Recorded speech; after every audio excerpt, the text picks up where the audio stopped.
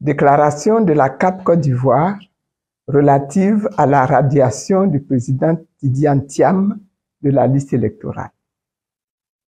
Dans sa déclaration du 3 avril 2025, la CAP Côte d'Ivoire s'était opposée fermement à toute tentative d'élimination du président Tidiane Thiam, président du PDCI-RDA et coordonnateur de la conférence des présidents de la CAP Côte d'Ivoire, de la liste électorale sur laquelle il figure aujourd'hui.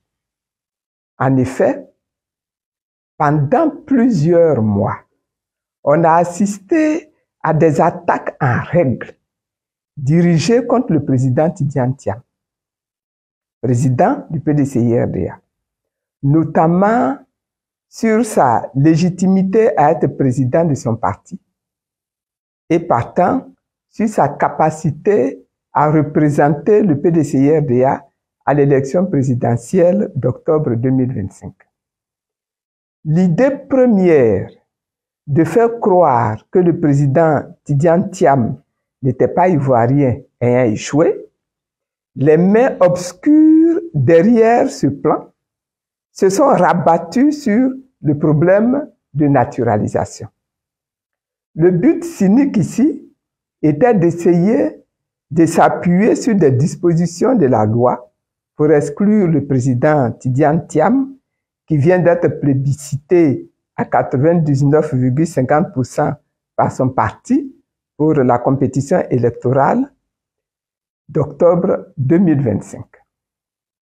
Après avoir exclu par des artifices juridiques de la liste électorale les présidents Laurent Gbagbo, Soro Kibafori Guillaume et le ministre Charles Blé Goudé, le régime au pouvoir instrumentalise à nouveau la justice pour faire barrage à la candidature du président Tidiane Thiam en le radiant de la liste provisoire et de facto du processus électoral.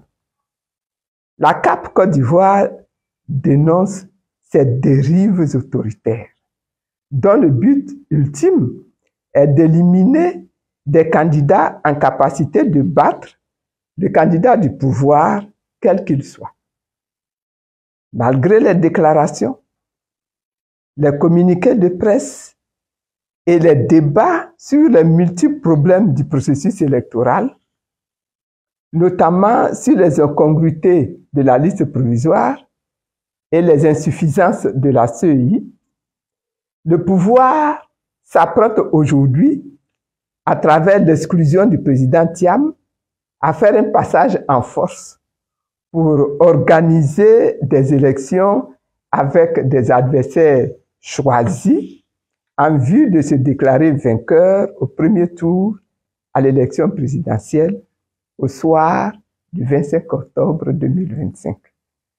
Une telle stratégie consacre un important recul de la démocratie dans notre pays, la Côte d'Ivoire.